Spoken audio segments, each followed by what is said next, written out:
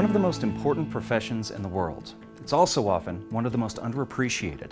Of course, we're talking about teaching. According to Reader's Digest, there are approximately 4.5 million teachers in America, earning an average of just over $50,000 a year. Here in New Mexico, however, the starting salary for many educators is around $36,000. Many teachers put in countless hours preparing lessons, grading papers, and working to reach their students in more effective ways. On this episode of Legendary New Mexico, we're getting a closer look at what's working in terms of education, those that have given their whole lives in the name of teaching, and what lies ahead for the future of our students. We start with the largest school district here in New Mexico. Established in 1891, Albuquerque Public Schools is also among the 40 largest school districts in America. And while the challenges they face aren't easy to surmount, it's also not stopping them from dreaming big. We have so many children that dreaming is just not part of their life. In fact, they feel that their life is already settled for them. That could not be any further from the truth. APS Superintendent Raquel Reedy took the reins of New Mexico's largest school district in the fall of 2015. When she did, one of her main goals was to create a clearer path to success for its students. You cannot just make something up and then show it to people and expect to get the kind of buy-in and support that you need in order to make an academic master plan succeed. The development and implementation of the academic master plan is a daunting task, especially when you look at the numbers APS is working with.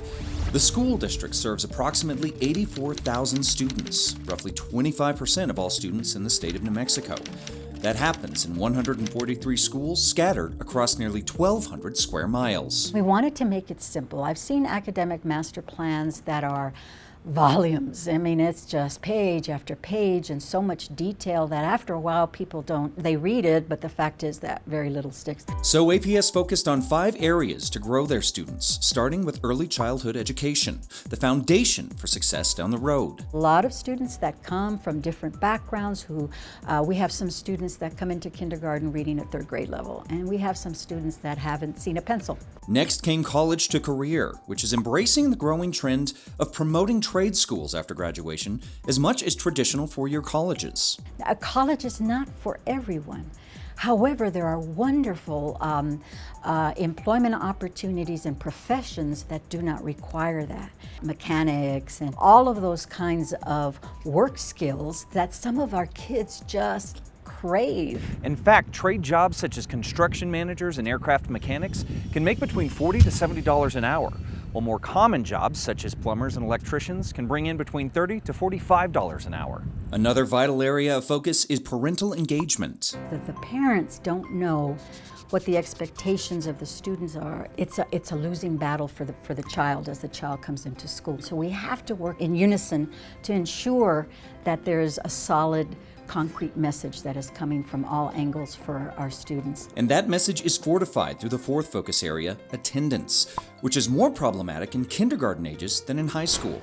They don't realize is that it is truly the building blocks of everything else that comes in the next 12 years. Finally, APS is focused on the whole child, respecting each individual child's background. And in a state as culturally diverse as New Mexico, Reedy sees great opportunity for truly revolutionary education. My dream, really my dream, is that at some point, not too far in the future, that New Mexico will be known internationally for graduating students that are fully bilingual. In a city and state that is constantly fighting to improve test scores, graduation rates, and to reduce the impact of poverty on students, APS and its near 13,000 employees take on the vital task of educating New Mexico's next generation of movers, thinkers, dreamers, and success stories. This work is life-changing. It is changing history, and that it is impacting the future in ways that we can't even think of today. Now, the school district has awarded 460 bilingual seals to graduates, certifying their fluency in written and spoken word, as well as comprehension in more than one language. When we return here on Legendary New Mexico, we are getting a closer look at the life of Academy Award nominee and career educator Mark Medoff. And later, what's the greatest challenge for homeschooling moms? One answer might surprise you. Most people would think that as soon as a screenwriter hits it big in Hollywood, they would shuffle off their previous life for the glitz and glamour of Tinseltown. But for legendary writer and educator Mark Medoff, his journey was anything but predictable. He's written for some of the biggest names in Hollywood. Love has nothing to do with it? That's wonderful. Then what the hell have we been doing? The adaptation of his stage play Children of a Lesser God earned him an Academy Award nomination for Best Adapted Screenplay and an Oscar for his leading lady, Marlee Matlin. He was at the University of Rhode Island doing a guest appearance, and he met the set designer named Bob Steinberg, who had a wife named Phyllis Freelich, who was deaf and was an actress. And he said within minutes of meeting her, he told her, "I'm going to write a play for you." And he did. Like many artists, Medoff wore more than one hat. He was a writer, a director, an actor, and a celebrated educator at New Mexico State University. When he accepted the position as an assistant professor, sight unseen, drove from Stanford on his way back to Miami, where he grew up, and there were cows on the campus. And he called his dad and said, I can't do this. There's cows on the campus. His father told him, no, you owe them at least a year. You committed, you will stay there, and you will teach for a year. Okay, then I quit after a year, and 52 years later, he retired. During Medoff's tenure at New Mexico State, he taught writing for the stage and screen, acting for camera, film directing and producing, as well as founding the American Southwest Theater Company, NMSU's resident theater program. He was always present. It was never, okay, I'm distracted and I'll give you a fat. No, he would settle in, he would listen to what you had to say, he would digest it, he would think about a thoughtful response, and then he would give you a really caring, empathetic, educated response on whatever your conversation was about. Ross Marks worked with Medoff for years, first as a student, then as a collaborator and director, and ultimately becoming his son-in-law, marrying his oldest daughter, Deborah. I think for me the most meaningful project we worked on is this last one called Walking with Herb, a faith-based film, and Mark was not a person with a lot of faith, and he really loved the project, and this will be the last project that he worked on while he was still alive, and it really meant so much to him, and the storyline about trusting and believing in something other than yourself to get you through difficult times and tragedy, I think really resonates well with Mark's legacy. Yet with 25 plays, 12 screenplays, a Tony, an Olivier, and an Obie Award for his works, quite possibly the most important part of Medoff's legacy isn't something you can put on a resume. 3 daughters. He was outnumbered. He used to say he became feminized. Radically feminized, I think is how he said it. He was so loving. He thought family, children, that'd ruin your life. They'd really get in your way. And he was the best father and the most loving grandfather and a good husband. He was a nice man. Medoff made theater a family affair, often bringing his oldest daughter Deborah to rehearsals as a child. He even wrote a part for her in the play The Hands of Its Enemy when she was 15. The play made its way to the Mark Taper Forum, one of the most prestigious theaters in Los Angeles, where she co-starred with the likes of Tony Award winner Phyllis Freelich, Richard Dreyfuss, and Jeffrey Tambor. Looking back now as a middle-aged woman, I think, how did I do that at 15 and 16? Like, I don't think I could do that now. I don't know that I would have the confidence to do that now, but he just made me and my sisters believe that you can do whatever you want to do. He had a way of, he would pull you aside in rehearsals and he'd put his arm around me, and he made the set so safe. It became a family, and it was so incredibly secure and safe that you weren't afraid to open yourself up to these raw emotions, because you knew ultimately you were very, very safe in that environment. In Medoff's final years, he battled a rare and aggressive form of cancer. And on April 23rd of 2019, he ultimately succumbed to his illness. But in the grand tradition of great artists, he sought to the very end to uncover the beauty of humanity mired in a world gone wrong. He thought the world was an awful place and that we were horribly unevolved species, but that there was hope. And I think he always wanted to end his pieces with, this is the mess we are, but here's the hope. He was a sweetheart.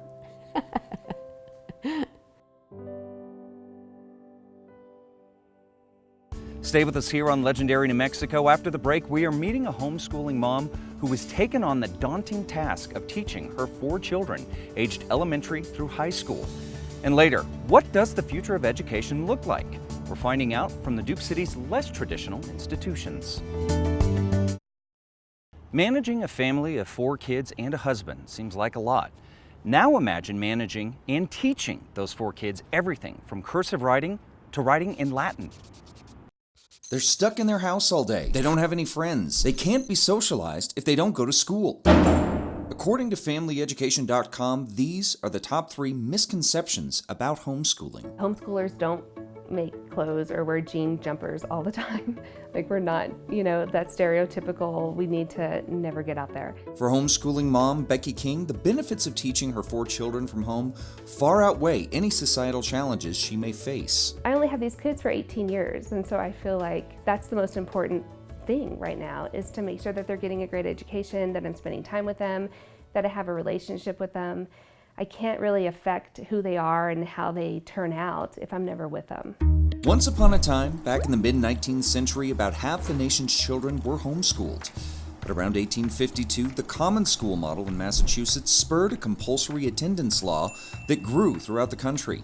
By 1918, every state required students to attend public elementary schools. Then, in the mid-1960s, parents started questioning public school methods and academic results, inciting a slow-growing trend back to homeschooling. I think some of the social influences they might be receiving in other places, other institutions, might not be the best ones we want them to receive. Among other reasons, that desire to cultivate what she believes is a positive learning experience drove Becky to take up the daunting task of teaching her children, aged 15, 13, 11, and 9. You actually can pick what you like and what your child needs, and it makes it a real custom fit to each kid.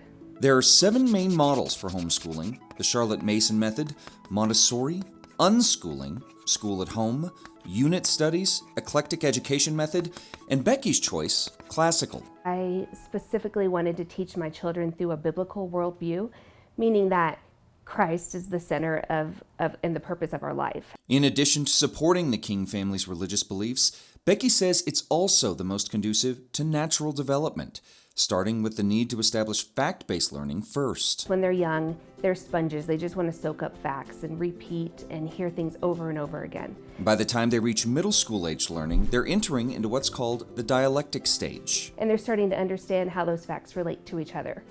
And then finally, in the high school years, they become rhetorical. They want to share all the things they've learned and start making decisions for themselves and explaining why they believe what they believe and how they believe it and how they got to that conclusion. And while there is great freedom in cultivating the lessons, homeschoolers like Becky must adhere to some guidelines. New Mexico state law requires that the education must be conducted by a student's parent or legal guardian, and that educator must possess a high school diploma or GED.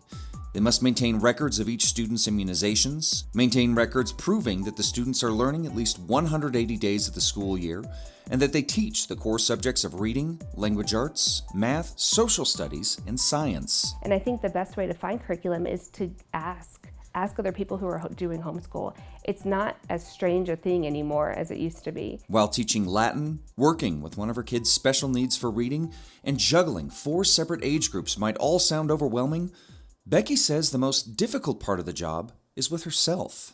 I think separating mom from teacher is almost impossible. I am requiring my children to still speak to me respectfully as they would a teacher, but then as they also would a mom.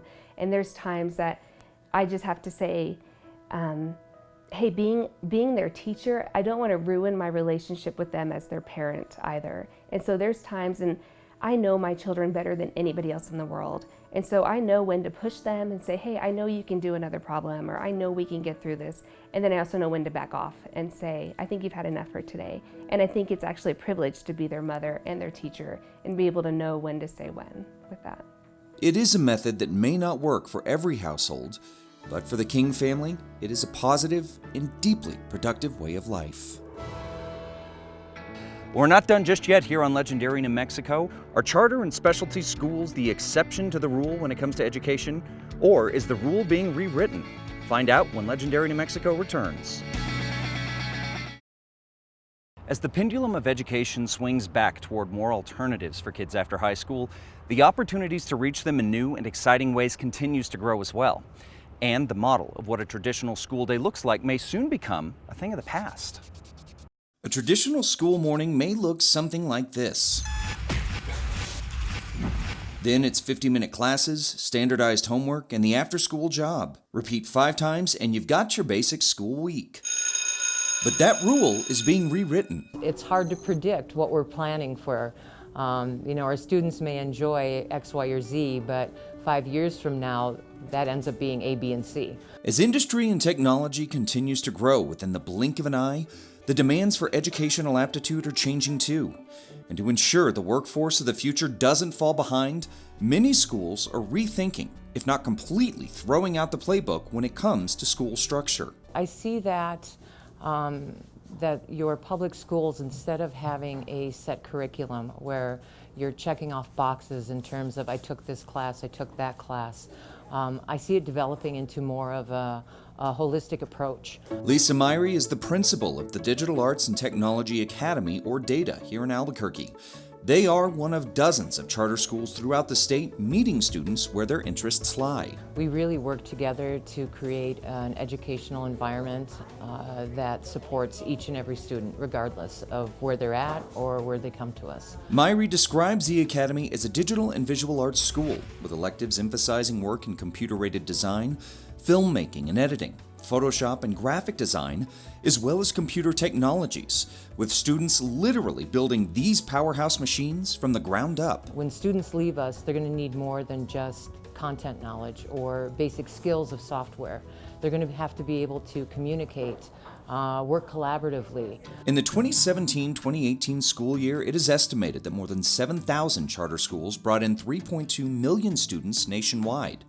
That's a 5% growth from 2016 and 2017. Locally, New Mexico has 97 charter schools and experienced a 6% growth last year, 1% higher than the national average. One of the things a lot of students say, especially if they came as a transfer, that they found their tribe. Like, these people, they get me, I understand. Another highly acclaimed charter school in Albuquerque is the Public Academy for Performing Arts, or PAPA. A lot of people think, well, do the kids, do they study math? Do they study English? But yes, so all students, of course, will have math, science, English, social studies, but all of their electives will be performing arts. So they might have a ballet class in between math and science, or they might have an acting class or a film class. Many of PAPA's alum have found work in the performing and visual arts after graduating.